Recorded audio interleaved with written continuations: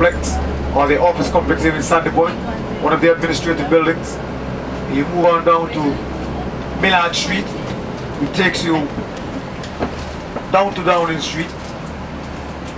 Here on your immediate right, this would have been the old public market, which is now being revived.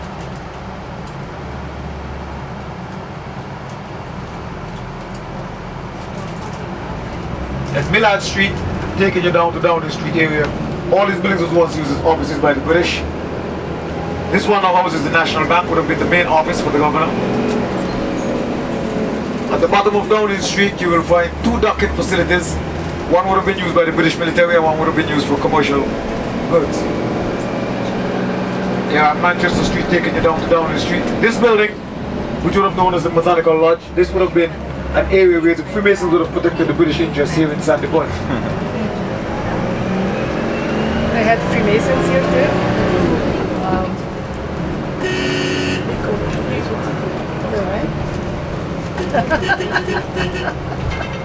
Wow. The entrance taking you down to the Sandy Point Secondary High, now the Charles Emile Secondary High. Next to it you've got the Sacred Heart Roman Catholic Church of Sandy Point, a product of 1842. Next to it you've got the Buxton's Medical Center. The original building, wooden building that was there, was donated to the government by Mr. Buxton. You would have gone past that estate between Sadler's and Parsons Village, that estate between the Buxton's estate. Mr. Buxton felt his workers would have had to travel too far to the city of Bassett here for medical attention. And so he donated the wooden building that was there. That building was torn down for the making of the new Buxton's Medical Center.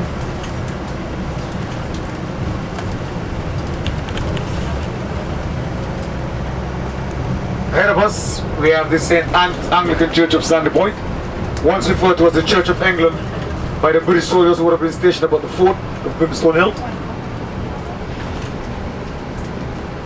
1740.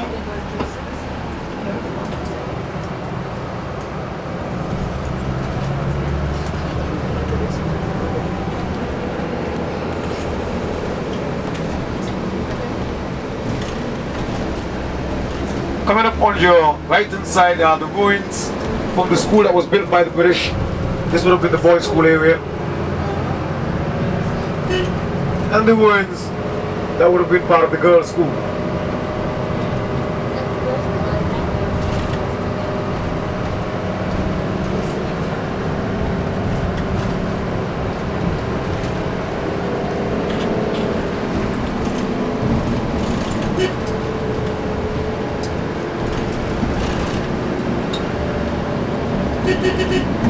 We are now in one of the industrial areas in Sandy Point. Here we have the House Over Control, one of two electronic factories in the Sandy Point area.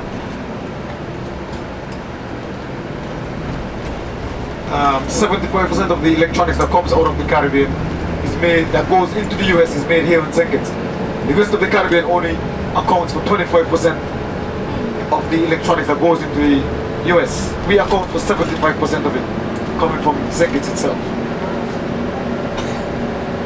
Alright, the next place of interest and historical value happens to be Brimstone Hill, which is the result of a volcanic eruption here on the island. And that would have been during the prehistoric time.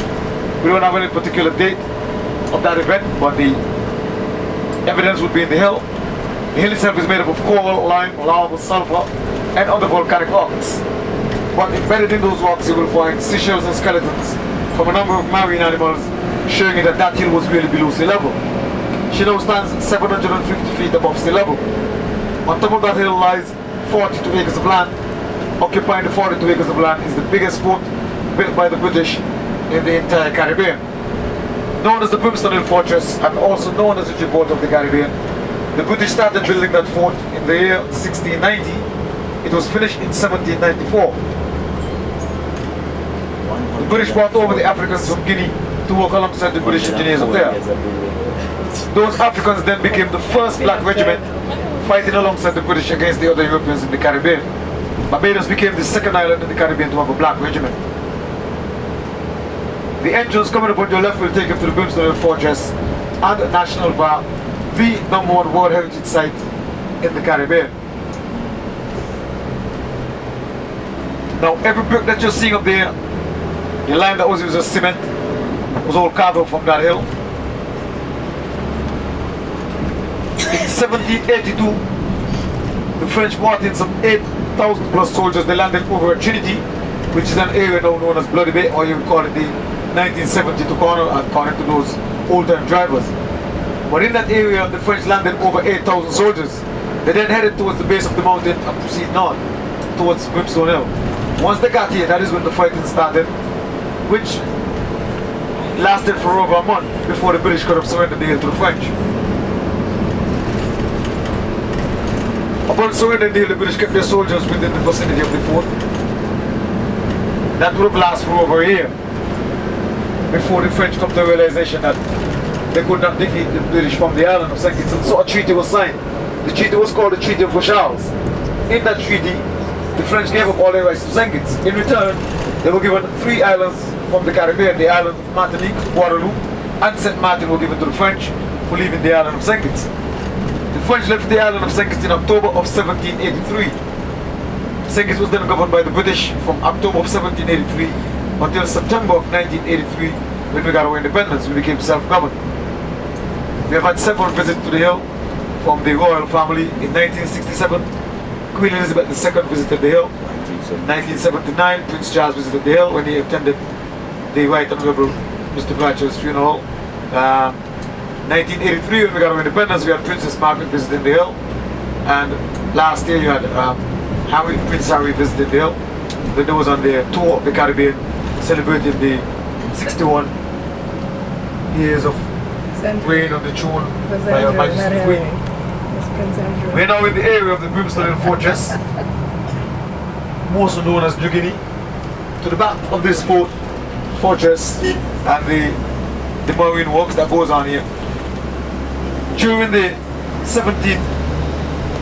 between 1728 to 1750, the British mined silver in this area.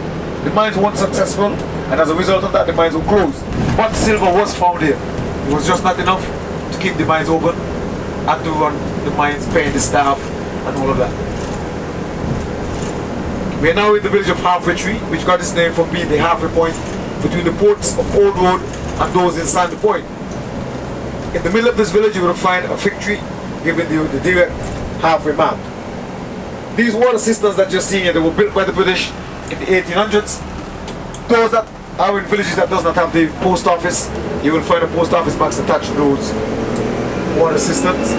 Only on the island of St. Kitts you will find those tanks. The British did not build them on no other island.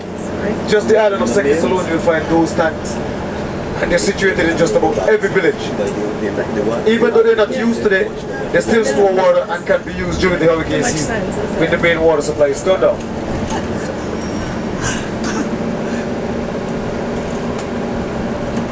Coming up on your right hand side, if you look carefully, you will see what is known as Sea Island cotton right here.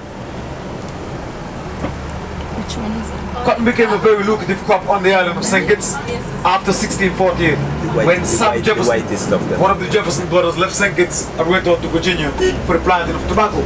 He took with him one of the Jefferson's sons, Samuel Jefferson Jr. From that son came the third American president, Thomas Jefferson. But because Sam Jefferson left St. Kitts and went on to Virginia to plant tobacco, that drove the farmers here on St. Kitts who were planting tobacco out of business, because the crop wasn't good anyway. They were getting a very small yield, and so it made no sense to stay in that business. The only option they had was to go into cotton. So cotton became the second crop to sugar after 1648. Back then it would have been sugar and tobacco. If you know the trees, you'll see them all over. There are some trees growing right here still, cotton trees.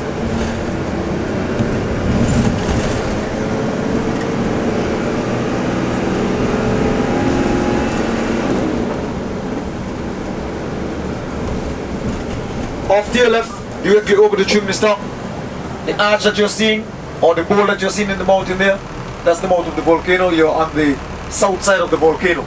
So you're seeing the mouth of the volcano there directly over the old ruins. You would have gone past it when you're on the train, that would have been the north side.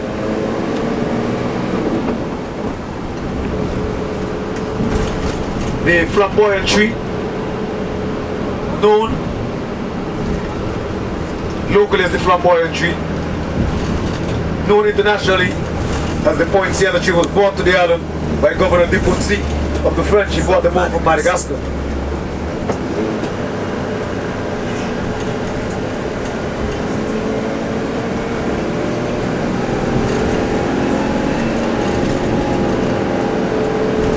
We are now in Canyas. We've been to Godwin just now, so this is Canyas.